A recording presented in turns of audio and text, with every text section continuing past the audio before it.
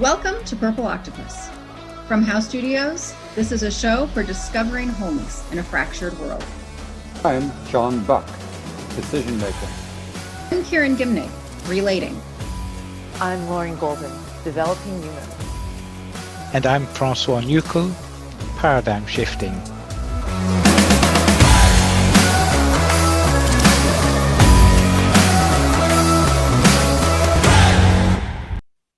Welcome, everyone. Today, our speaker is Laureen Golden, and she is fascinated by breakthrough social technologies. She supports paradigm shifters, and she's the person that brought this group together and had the idea to get this started. So we're so glad to hear some of her thoughts today.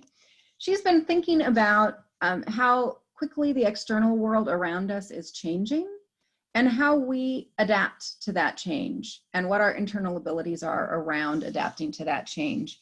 And she is going to talk about that. So Laureen, I'm ready to hand it to you. Thank you. I'm going to share my screen. So today I wanted to explore with you guys around containers and specifically like how we relate to structures. And I think this topic is bubbling for me because there's so much going on in the world. And so the topic of change is very alive for me right now. And when I say change, I'm really talking about the ability to adapt to external changes, that there is so much external change happening, and kind of looking at our internal ability to adapt to the external changes.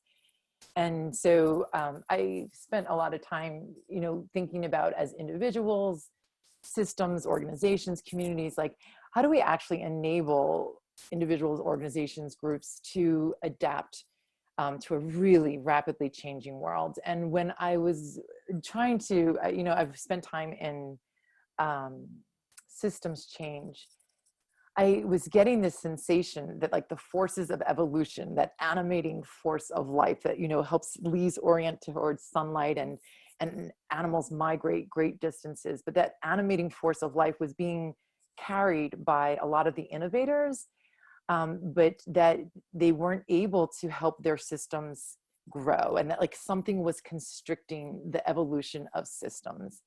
And the image that came up to me was something called root girdling. And root girdling is something that can happen, especially when a tree is planted in a pot first and the roots meet the edge of the pot and then start wrapping around instead of going straight out. And then you transplant that tree into the ground.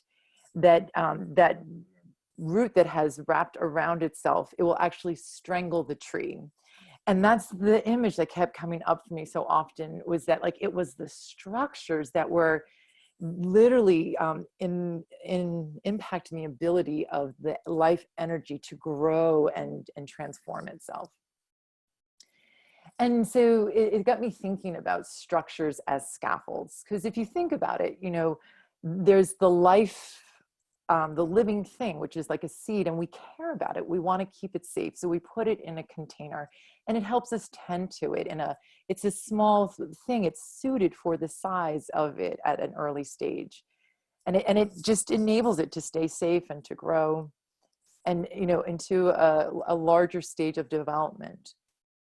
But the important thing is to remember to remove the scaffolds. And I was talking to Matthew McNatt of EASE about Montessori education. He was really pointing out to me that the beauty of Montessori education is it provides the lightest amount of structure possible. And as soon as that entity develops, the child develops and no longer needs the help, a Montessorian is astutely aware of, like, they no longer need my help. And you immediately remove any of the scaffoldings.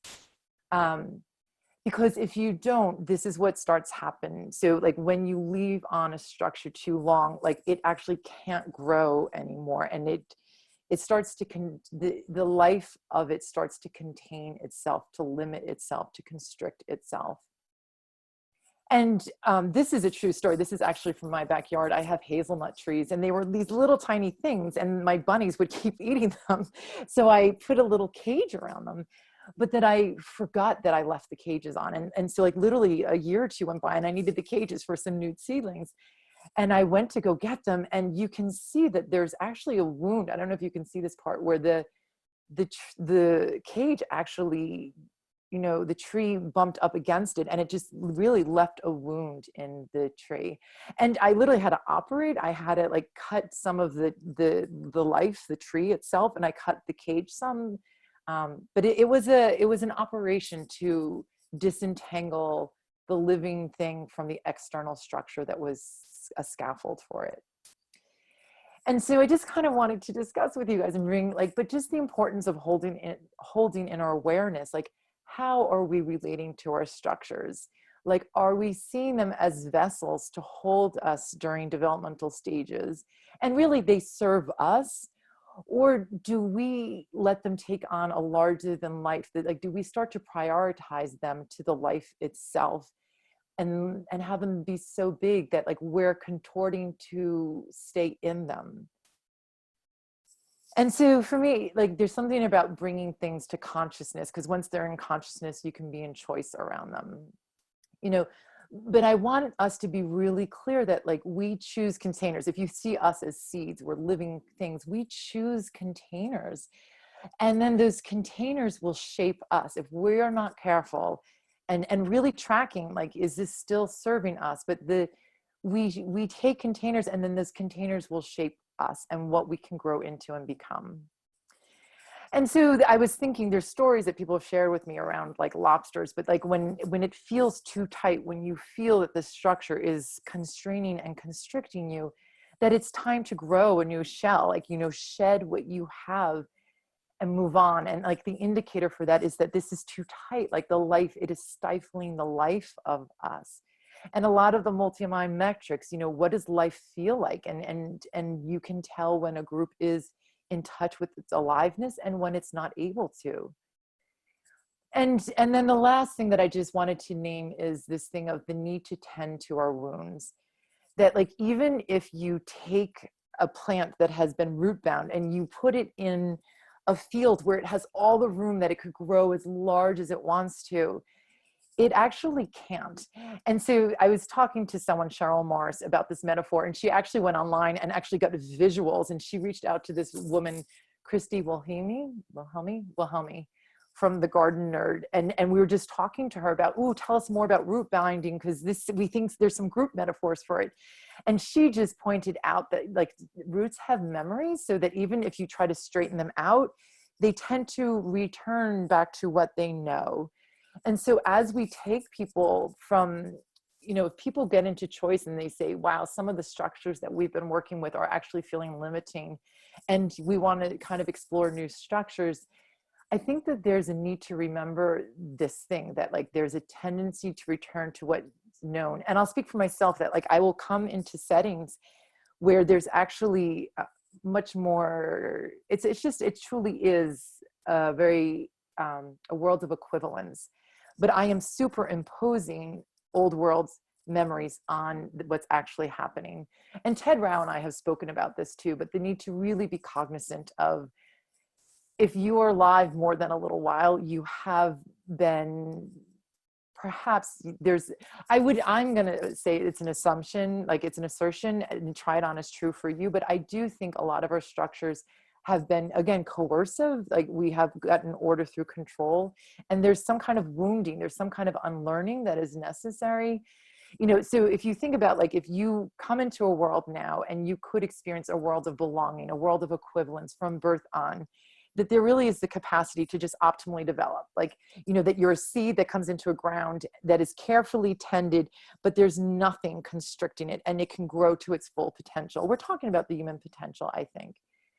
But to realize that, like, a lot of us have been harmed, like we have been kept in structures too long, and that there's a need to almost reverse pattern, like to unlearn and to heal, and that like time and attention is needed for this. And I'll just say, like, so I've been talking to people about like who will carry this purple stuff forward, and there right now there's a lot of wisdom that people from our generation, who have grown up in pots, but have reached, if you think about it as a plant, you have reached towards sunlight from another place and have been pulling it in and saying there's another way of being. But that there's something about people who are just brought up in this new way of being and don't have to constantly catch themselves like, oh, no, no, no, that's this. And like, so I guess I want to just say with compassion, you know, there's that thing from the International Futures Forum that psychologically we were raised in a world that no longer really exists. We have a new world we need to navigate, and we need a new psychology for that world. But how does that like new consciousness develop when all of our structures, all of the pots that hold us are set back in the 19th and 20th century? So as we do, maybe by coming into consciousness and choice, step into new structures, just how do we hold with compassion the memories of our roots, and just as facilitators bringing people into these new structures, you know, what do we want to remember, be mindful of, or whatever. Anyway, that's what I wanted to bring up for discussion today. What are your thoughts and reactions? So let's do a round of thoughts and reactions. And Francois, would you like to start?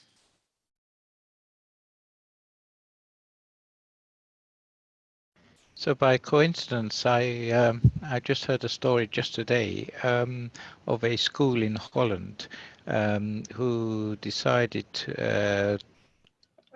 they wanted to give their students more autonomy and freedom in the playground, and giving them, letting them trust, have trust in what they do. And so what they did, they took away all the fences, the boundaries around the school. They took them away, and on an experimental basis to see what would happen. And what actually happened is that the children didn't start going playing out in the streets or anything. Actually, the exact opposite happened. They then crouched closer and closer to the school building itself, because all of a sudden they didn't feel safe, and so didn't go as far as the boundaries let them go, because there were no boundaries, and so they got closer and closer. Which was a slightly unexpected sort of result. So I guess one of the, and that's precisely one of the reasons why we do build boundaries and structures, is to create a certain amount of safety and a certain amount of this is where it's safe to play or safe to do things and so on. The problem is as time moves on, the purpose of the boundaries or the purpose of the structures no longer match the reality and that we're living in. And so this is where and this is precisely what's happened in our world now, is that the structures that were built 100, 200, 300, 400 years ago, they make perfect sense at the time, but they're no longer the right structures that we need today. And there's plenty of examples that go back to education, where the things and the way we learn to do things is totally no longer inappropriate. And yet we're totally bound by them. So the example, again, coming back to education, the way we always seem to have a right answer to everything, is come about from a testing culture. So 100 years ago, the testing culture may well have made perfect sense, but it doesn't in a world of complexity. It's exactly what doesn't work, because we need to be able to open up to emergence and let new things in. So it's not that structures are inherently good or bad or anything like that, but it's the use and the choice of them, which needs to be constantly reviewed and we looked at. And we tend, once the structures are set up, we tend to not review them. Just like buildings, once the buildings exist, we don't go and take them down, or rarely, well, we do actually, but depending on the type of building, they tend to stay, we're sort of almost stuck with them. And that's not necessarily true in all cultures, by the way. Actually, in plenty of cultures where they constantly rebuild new structures, even famous structures, they constantly rebuild them because it's all about renewal. So I'll stop there. Thanks, Francois. I'll take the next turn in the round, and then we'll go to John. So, Francois, you used the word trust, and that was a lot of what came up for me. I think structures are inherently rigid, which is what I think Laureen's pointing to. If there's this rigidity about them. So, as your needs change, they don't change. But another word for rigid is secure, certain, unchanging. And in an uncertain world with an awful lot changing, and we're recording this in the midst of the COVID-19 crisis, and everybody's in a whole new world, and there's so much that we don't understand, we don't control, we don't know what's going to happen. And so we reach for those structures because we know them. We know what they are. We know how solid they are. And that is that safety that the fence gives, right? We know where the boundaries are, so we can go to the boundaries. And I think that where we get into trouble is when we trust the structure, but we don't trust the people. We don't trust the children to know what they need to learn. We don't trust ourselves to reach into that new and unfamiliar, outside our comfort zone learning space. And since I sort of bring the relationship lens to all of this, I'm also going to say that one of the things we don't trust is the relationships. And so I trust a legal agreement that says that we're in this business together and this is how the money is going to be dissolved and you can't hurt me because we've got all of these protections and things. But it's much harder to trust that we have a relationship with each other. And that relationship in the end, I think, gives us way more security. But it doesn't feel like security. We don't trust it the same way because we've been brought up in a culture that trusts structures. We trust rules, we trust fences, we trust the way it's always been, we trust discipline, we trust obedience. Those are all structure kinds of things. And in the work that all of us do as we try to bring about new paradigms, I think one of the things that we're offering are structures like sociocracy, like agile, like lean, like there are many. And what happens is that at some point that structure creates the safety that people can begin to grow in it, and it's profoundly positive. And at some point they're leaning totally on the structure, relying on that security and not trusting themselves, not trusting each other, not trusting the relationship between them. And that becomes every bit as confining as the pot around the plant's roots. So that's sort of what came up for me. So much about trust in all of that. And John, you're next. John, if you'll take yourself off mute, please. I really love the idea that roots have a memory. And there's something about the process of releasing structures that's multi-stage. And so I'll give the example of the time that my parents left me and my friend alone at home, and when we were in 8th grade, to make our own dinner.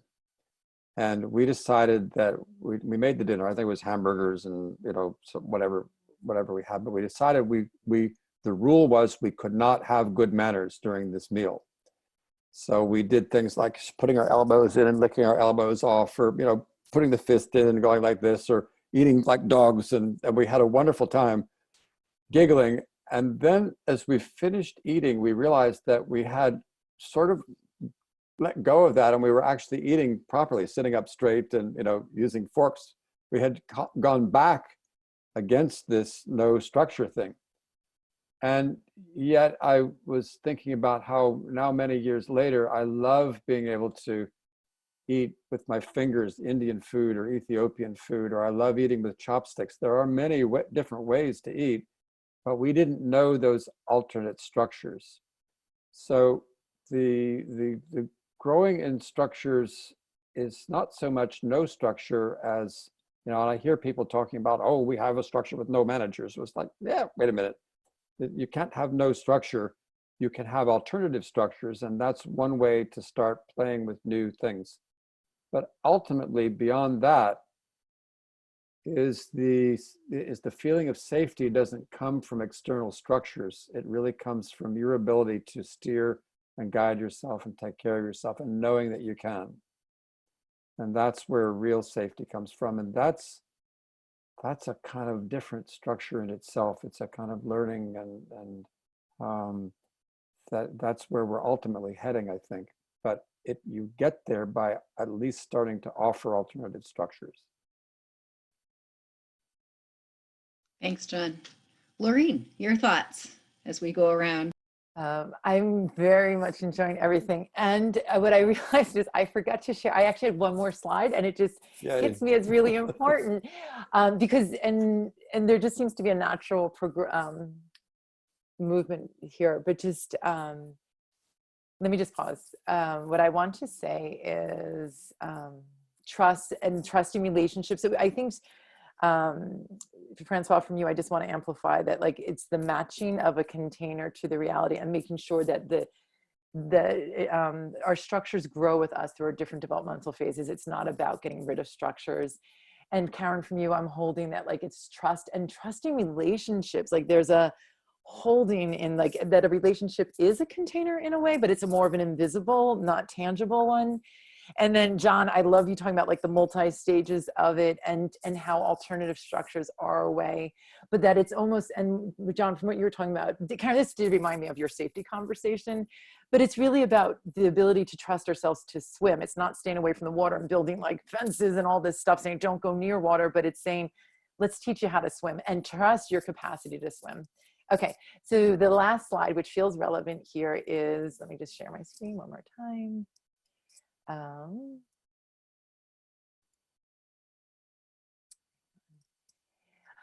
I think that the direction,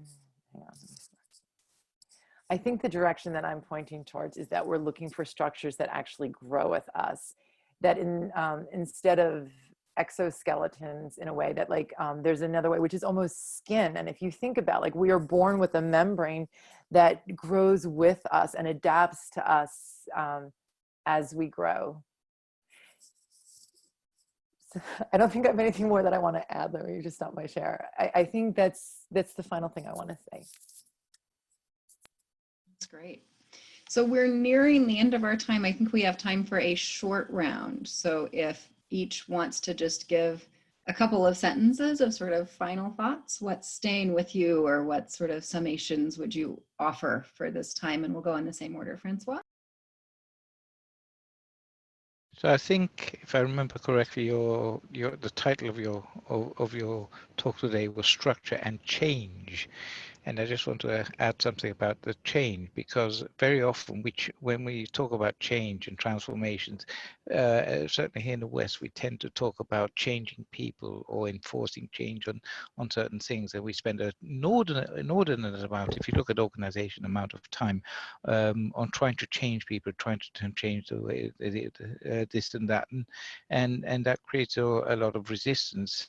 And yet, a far easier way of actually bringing a change is actually changing the structures, because you can change a try to make people more competitive, more collaborative. But if you've got a salary structure that's based on competition and on beating the others, that they will carry on the old behaviors. They might temporarily change the behavior and then revert back. But if you change the structure itself, that's enforcing that, then people, just like creating a new pathway on the lawn, people will tend to go on the new pathway. So I just wanted to add that. Thanks, Francois. Yeah, I'm really sitting with how much this has to do with consciousness. Of it's not about this thing's good or that thing's bad, or but it's about just being aware, noticing the impacts, noticing self, noticing needs, noticing environment, and being willing to flex and try and to step out into the things we don't know yet, and trust in that, where there's enough safety, and I think to discern where there's enough safety, that we can have enough trust to jump out into that. So I think it's the balancing as we get to that both end space in every one of these conversations. And I think we're there again, and I'm just enjoying it. So thank you. John? John, if you'll unmute again, please. I think that the idea that structures need to grow with you is really critical. And the one way of doing that is to be constantly probing them, to be saying, is this what we want to do? Why are we doing it this way? And doing it, the experiments to say, okay, that seems to work, let's do some more of it. That kind of thing keeps you not having an exoskeleton, not having an endoskeleton, but having maybe no skeleton at all, but a muscular system, like, different ways of developing the structures that you need. And that's the skill, or a certainly important skill, to keep you from being root bound. Thank you. And Laureen, last words. I don't think I have anything to add. So I'll just amplify again, that you can't force people to change, and how by changing structures, new things can emerge in them. Consciousness and just the awareness and tracking these different things and discerning where is it safe enough, and the both endness to all of this, holding it with a both end approach. And then, John, I loved the ending, but just around experiment. And again, it ties back to other podcasts, but just web chats, but just around experimenting, the need to experiment and probing. And again, that's staying mindful and constantly testing. But in a rapidly changing world, the ability to rapidly adapt is, I think, a key skill set for the world we're in. Thank you. Thanks, Laureen. So we'll just wrap it up. Thanks everyone for being here. We hope you enjoyed this session of Purple Octopus, and we look forward to having you with us the next time.